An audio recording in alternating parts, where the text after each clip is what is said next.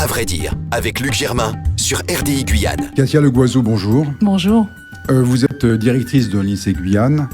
L'intitulé de cette émission aujourd'hui est la croissance démographique est-elle un atout pour la Guyane? Alors on pourrait la poser sur deux volets, mais on va peut-être commencer par une leçon de choses, et à savoir quel est le nombre précis d'habitants, alors si ce n'est aujourd'hui, au moins au 1er janvier 2018. Alors, effectivement, le sujet de la population en Guyane, c'est un sujet qui focalise beaucoup d'attention, et c'est compréhensible puisque c'est un territoire qui se développe très vite. Aujourd'hui, au 1er janvier 2018, les estimations qu'on fait, que l'INSEE fait, c'est un peu plus de 280 000 habitants. Alors, je dis un peu plus d'eux, je ne vous donne pas de chiffres précis. Pourquoi ? Parce que ce sont vraiment des estimations.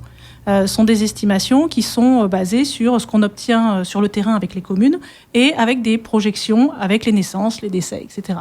Donc c'est une estimation globale et il faut prendre en compte à peu près un doublement de la population tous les 20 ans. Oui, parce qu'entre 1995 et 2014, la population a doublé, ça fait partie de vos statistiques. Ouais. Et on note également, à partir du chiffre que vous donnez, les scénarios avec fourchette haute et fourchette basse sur 2030 étaient de 295 à 36 000 habitants. Grosso modo, ça veut quand même dire qu'aujourd'hui, selon vos indications, on est proche, on n'est pas très loin du scénario de la projection sur 2030. Alors, pour les projections de population, on est comme tout le monde, l'INSEE n'a pas de baguette magique. Donc, ce qu'on va faire pour les projections, c'est qu'on va calquer un comportement passé sur le futur. Donc, si le comportement se modifie, ça, on ne peut pas le prévoir. Je vais vous donner un exemple très, très parlant. Aujourd'hui, l'essentiel de l'accroissement de la population, c'est les naissances. Les gens font beaucoup d'enfants, à peu près 3,5 par femme, à peu près. Et donc, ça, c'est ce qui va accroître la population pour la majorité. Après, quelque chose qui va vraiment jouer, ça va être les migrations. Les gens qui partent, les gens qui reviennent. Et historiquement, depuis des centaines d'années, c'est pas nouveau, la Guyane s'est jamais peuplée progressivement. Elle s'est toujours peuplée par à-coups. Et donc, sur les dernières années, les 50 dernières années, on a vécu la guerre du Suriname, gros pic. On a vécu après des arrivées de Brésiliens pour la ruée vers l'or, un peu plus étalées, mais finalement autant de gens qui sont venus sur de nombreuses années. Et puis, ça s'est tassé. Ça s'est tassé un petit peu, à peu près du début des années 2000 jusqu'à 2012, 2013, 2014. Oui, 2012-2013, on a un renversement. Il y a plus de départs que d'arrivées.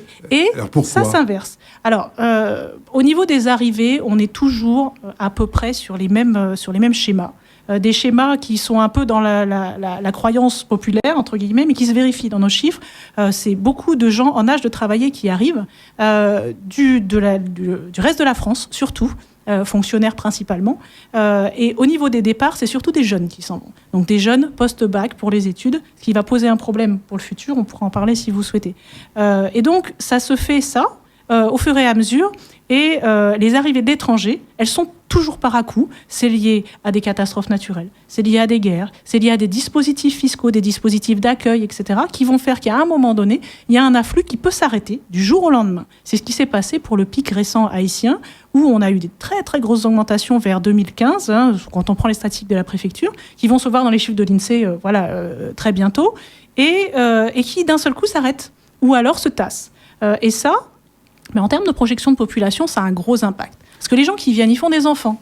Mais ces enfants, ils font grossir la population. Donc si ça s'arrête, donc on a des fourchettes estimatives de ce type-là qui sont très larges. Bien. Alors, quelle est la physionomie de la population aujourd'hui ? On va commencer par hommes-femmes. Est-ce qu'on est dans un ratio à peu près équivalent 50-50 ou y a-t-il des singularités ?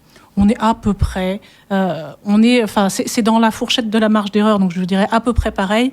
Il y a eu un certain temps où il y avait un petit peu plus d'hommes que de femmes, ce qui est contraire aux lois naturelles de tous les autres pays, mais c'est pareil, ça s'explique par le peuplement. Encore une fois, beaucoup de militaires et des gens qui viennent travailler de l'étranger, qui viennent d'abord pour travailler. Donc les hommes viennent d'abord, les femmes rejoignent ensuite. Donc ça explique cet état de fait. Bien, on pourrait évoquer le solde naturel aujourd'hui entre les naissances et les décès. Qu'est-ce qui aujourd'hui fait la dynamique de la croissance démographique ? Aujourd'hui, la dynamique, elle est claire et elle s'accélère. Ce sont les naissances. Les gens font beaucoup d'enfants. Alors plus dans l'ouest que sur le centre littoral. On a vraiment une Guyane coupée en deux, du point de vue comportement fécond, entre l'ouest et le centre littoral. Donc ça va faire l'essentiel de la croissance démographique. Je vous donne quelques petits chiffres. Le nombre de naissances, en 2014, on était à peu près à 6600 par an. En 2017, on a plus de 8000. Donc là, on voit que ça s'accélère et ça va faire effectivement accroître la population. Les migrations ensuite, c'est-à-dire la composante entrée-sortie, elle va jouer, mais par à-coup. Et maintenant, il y a suffisamment de monde dans le département pour que vraiment le moteur, ce soit les naissances. Et la population est jeune, donc il n'y a pas beaucoup de décès. Alors, vous évoquez la jeunesse de la population. Je voudrais parler avec vous des naissances précoces. C'est peut-être complètement aléatoire, mais on est dans 80 pour 1000 environ en Guyane, alors que, prenons le Suriname, par exemple, on est plutôt dans les 47, 57 ou 67.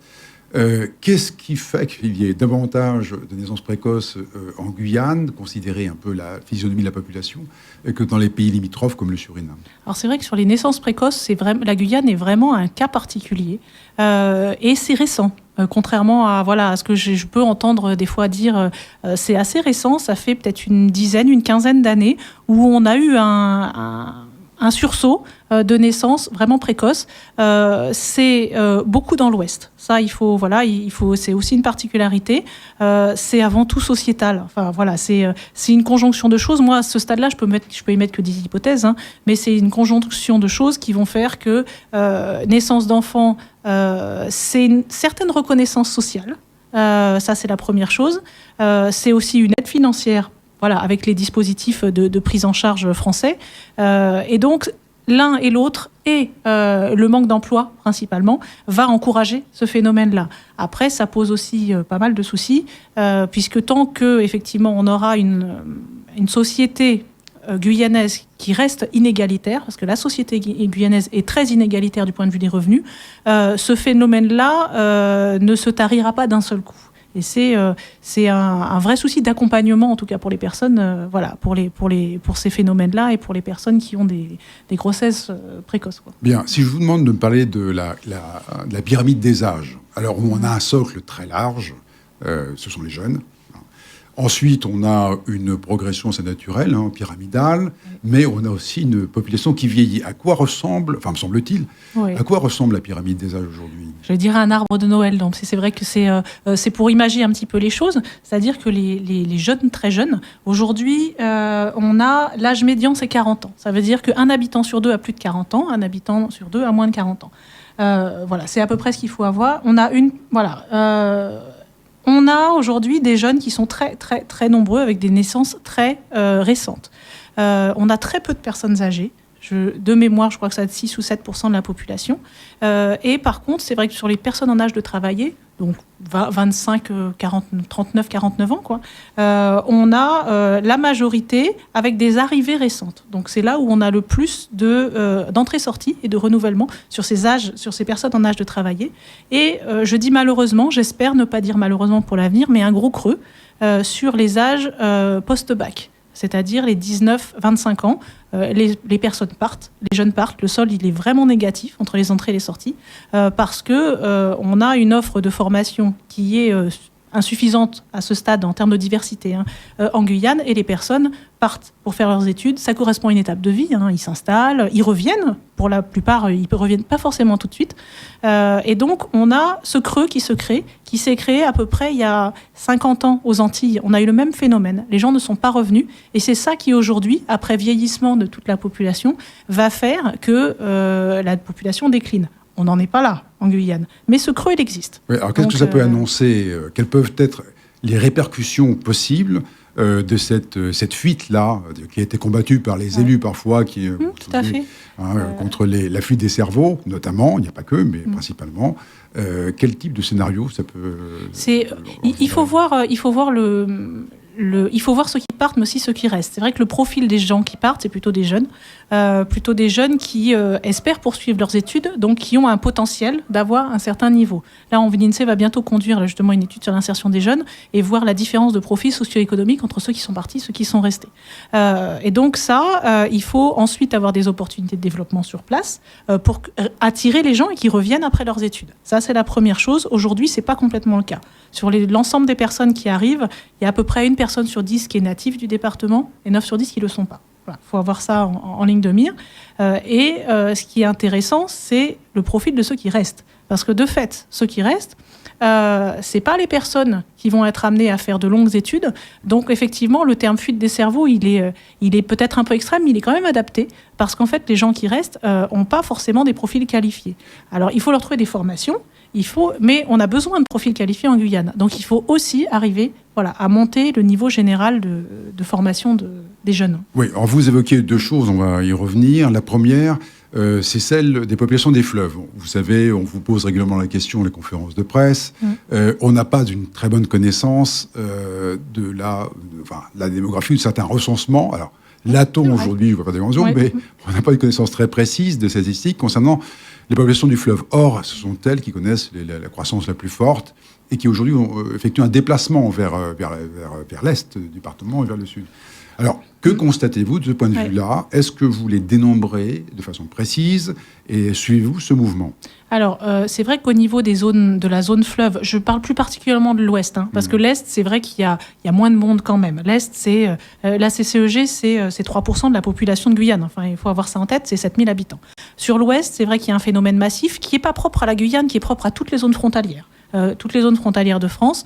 Et là, avec une histoire sociale qui fait que la zone de vie, c'est le fleuve. Donc les gens vont de l'un à l'autre côté. Donc nous, qu'est-ce qui se passe au niveau de l'INSEE ?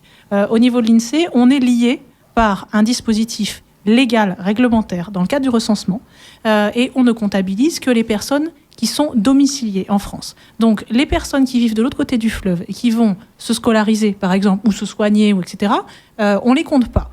Il y en a aussi dans l'autre sens, attention, et le Suriname ne les compte pas non plus. Voilà. Oui, donc vous faites une pondération. On ne pondère pas, c'est-à-dire que les personnes qui sont non résidentes en France, on ne les compte pas. Et c'est vrai que c'est un vrai, quand le phénomène est massif, comme il peut se passer sur certaines écoles de Saint-Laurent, par exemple, c'est un vrai problème pour les collectivités au niveau de la prise en charge de ces gens-là. Donc ça, c'est vrai. Après, il faut se méfier aussi des chiffres sur l'ouest guyanais, et notamment les communes de l'intérieur, parce que les chiffres que diffuse l'INSEE contiennent notamment les orpailleurs illégaux. Donc, ce sont des charges pour les communes, oui, mais des charges partielles. Par exemple, Maripasoula, Papaïcheton, c'est à peu près un tiers de la population de ces communes-là sont des orpailleurs en forêt qu'on a dénombrés avec la commune. Alors justement, donc, je vous arrête maintenant parce que ça, c'est un point qui fait problème, encore une fois, avec un certain nombre de vos interlocuteurs. Il y a des estimations extravagantes et en même temps d'autres qui tendent à dire qu'on est dans une moyenne. Et ça vient du milieu professionnel des miniers, on serait dans une moyenne de 10 000 présents sur place en Guyane, avec bien sûr un turnover en regard avec le Brésil. Est-ce que ça vous paraît normal ? C'est un chiffre qui vous paraît correct, exagéré ou sous-estimé ? Alors, moi, je n'ai pas de réponse factuelle à vous apporter dessus, parce que tout simplement, parce que j'en sais rien, l'INSEE dénombre pas ça. Je vais vous expliquer comment ça se passe. Mais vous allez sur le placeur quand même. Vous allez sur le placeur. Alors, c'est la commune qui va. Oui. C'est pas l'INSEE qui fait le recensement. Encore une fois, ce sont les communes. Et les communes décident ou pas d'aller recenser ces zones-là en fonction de plein de paramètres, logistique, dangerosité, etc. Donc, certaines communes y vont, et d'autres, dans les faits, n'y vont pas. Donc, au niveau des chiffres de population, c'est pas quelque chose qui est traité de manière homogène. Donc, au final, je peux pas vous sommer toutes les communes et vous dire il y a tant de personnes. Ça, c'est pas possible. Oui, mais ça peut on peut laisser dire qu'il y a 30 à 40 000 garimperos en Guyane. Après, l'ordre de grandeur de entre 5 et 10 000 personnes, en tant que citoyen, là je vous réponds pas en tant qu'INSEE, ça paraît correct, parce que connaissant toutes les autres sources par ailleurs, les naissances, les prises en charge, les décès, les prises en charge hors de décès notamment, la logistique que ça demande, la consommation d'électricité et autres, s'il y avait 40 000 personnes qui se cachaient dans la forêt, ça se verrait plus que ça. Bon, après, ça ne reste qu'un avis. Et aucunement prouvé par quoi que ce soit. Voilà. Non, mais je vois que vous vous rapprochez davantage de cette mesure entre 5 et 10 000 plutôt que les 30 000 qu'évoquent certains. Après, vous savez, c'est très saisonnier, c'est très lié au cours de l'or, c'est très lié à la rentabilité. Donc on a des grosses variations, même au niveau du recensement, quand effectivement on va sur ces zones-là. Selon les périodes, ça peut varier du simple au double assez vite, en fait. D'accord. Voilà. Je voudrais revenir sur les questions de développement. Alors, normalement, une population nombreuse avec les caractéristiques de celle de la Guyane, en tout cas des jeunes et potentiellement, devrait servir une politique de développement assez soutenue et progressive. Or, des facteurs conjoncturels qui sont liés aux dettes ou à la trésorerie des communes et à la disette budgétaire nationale font que les crédits, en tout cas les conditions pour un développement et une croissance harmonieux, ne sont pas constituées. Est-ce que, de ce point de vue-là, le grand socle des jeunes n'est pas en danger, d'une certaine façon, de non-inclusion sociale ou économique?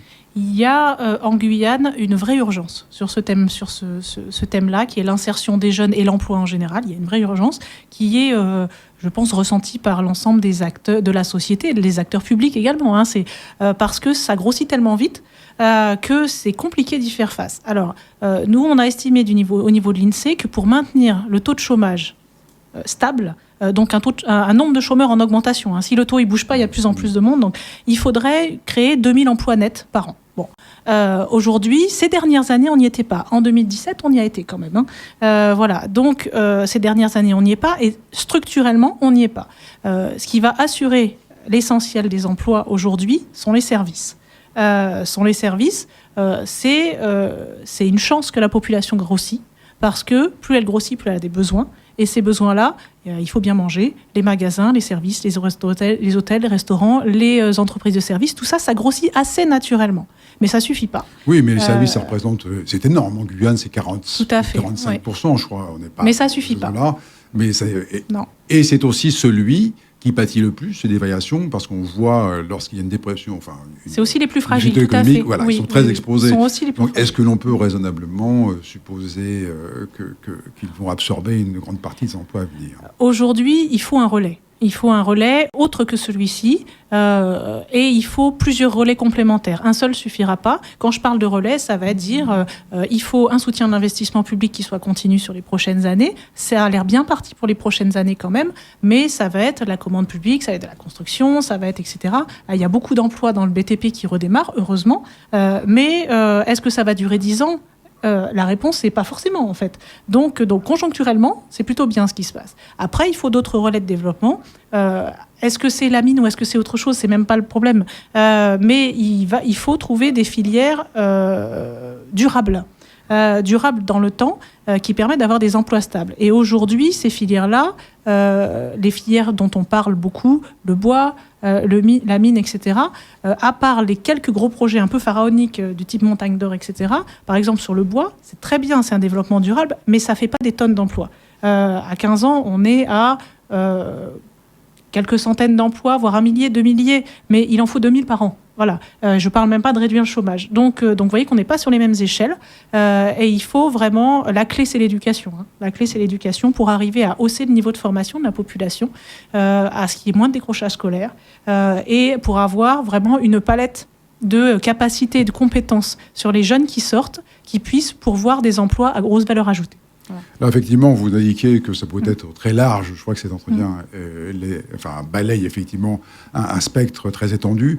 Mais est-ce que lorsque vous voyez ces contingents-là, des rapports entre ceux qui entrent ici, on a quand même l'impression, si vous voulez, pour schématiser, qu'il y a beaucoup de cadres qui viennent de l'extérieur, mais qu'il n'y a pas vraiment une production locale de ces cadres qui devraient occuper ces postes-là. Tout à fait. Vers quoi est-ce que ça ne conduit pas vers une société qui soit plus segmentée qu'elle ne l'est déjà ? Après, c'est vrai que nous, on le vérifie aussi dans les entrées-sorties, le profil des gens qui rentrent, le profil des gens qui sortent. On a, heureusement, une partie des gens qui s'installent.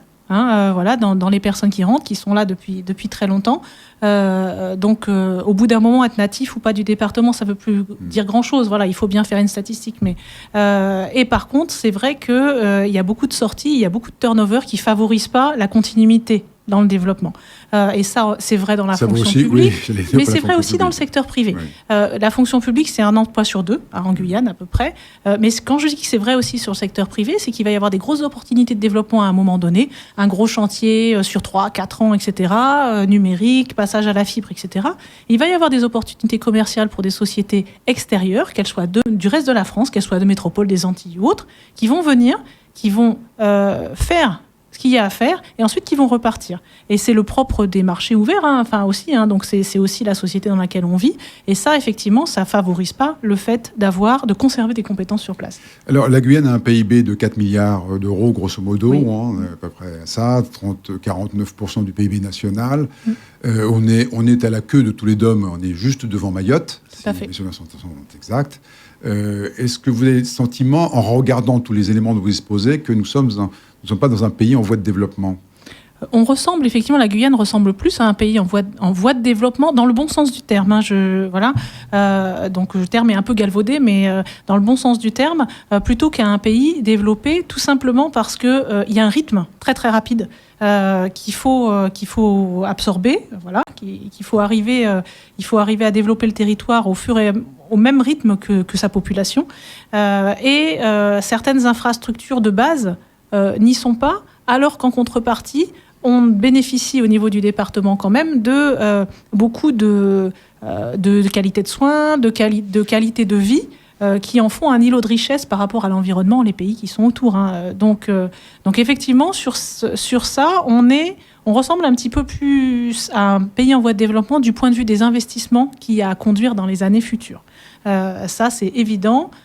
Ces derniers temps, vu les mouvements sociaux l'année dernière, etc., il y a une prise de conscience de la situation. C'est vrai que du point de vue de l'INSEE, au moment où les mouvements sociaux se sont produits, l'impression qu'on a eue, c'est que le constat qu'on faisait socio-économique sur le département était largement partagé par tout le monde, par la population, par les acteurs publics, etc. Après, ça relève pas de l'INSEE, mais après, effectivement, il faut faire quelque chose, et donc là, il faut se mettre en ordre de bataille sur la durée. Ça, c'est le plus important, c'est le fait de le faire sur la durée.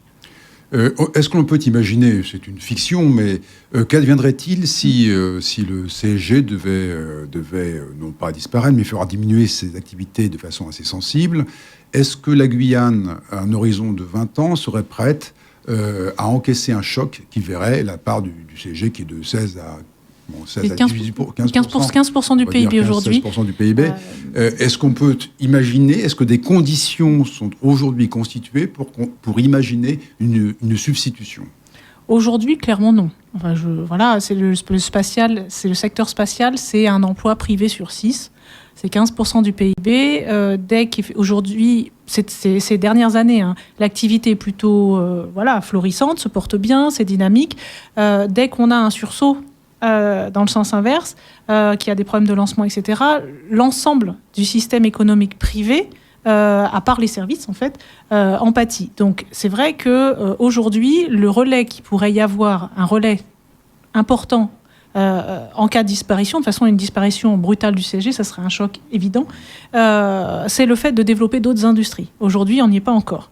Donc on a même, au niveau industrie, je vais vous citer la Solam, par exemple. Aujourd'hui, on commence à avoir des conditions pour que des entreprises telles que celle-ci, elles soient rentables, parce que avoir une trop petite production, les entreprises sont pas compétitives. Donc, on commence, et il faut développer ça de manière à ce que, je souhaite au CSG de rester, c'est pas la question, mais avoir des relais, en tout cas, notamment sur le secteur industriel. Et c'est un secteur qui est plus résilient en cas de choc que le secteur des services, qui est pourtant majoritaire en Guyane, quoi. En 1970, il y a un économiste théoricien bien connu des Guyanais qui s'appelle Jean Michotte. Il avait essayé d'envisager ce que pourrait être le développement de la Guyane. Alors, il voyait bien une percée vers le sud, donc faisant Saül, en fait, c'était peut-être une image un peu onirique, mais de Saül, le centre de la Guyane, mais il disait la condition sine qua non, c'est au moins 500 000 personnes pour constituer un marché intérieur suffisamment dynamique pour porter pour porter une croissance et en fait un développement durable. Il faisait un peu référence d'ailleurs à la Chine, quand on disait que c'était un pays pauvre, mais ils ont une population tellement nombreuse qu'ils n'ont pas besoin du reste du monde. Alors, que pensez-vous de la théorie de M. Michotte ? Effectivement, c'est plus qu'une théorie, il y a des effets de seuil. Il y a des effets de seuil sur les marchés privés notamment, sur le fait d'être compétitif. Quand on a un marché qui est trop petit, on va pas déjà arriver à produire correctement, ça va coûter trop cher, il y a des coûts fixes, on va pas arriver à exporter, ou on va pas avoir les conditions pour. Donc je dirais que les conditions d'un développement effectivement optimal, ça serait passer ce seuil-là. Ça, c'est la première chose. Et développer, et c'est le sens que j'espère prendra l'histoire, les relations et les réglementations pour développer les relations avec les pays voisins et l'Amérique du Sud en général. Parce que c'est vrai que ça reste très compliqué si on reste dans un pur système européen qui est de passer par les Antilles et la métropole. Aujourd'hui, majoritairement, on est quand même dans ce système-là. Merci Katia Le Goiziou. Merci à vous.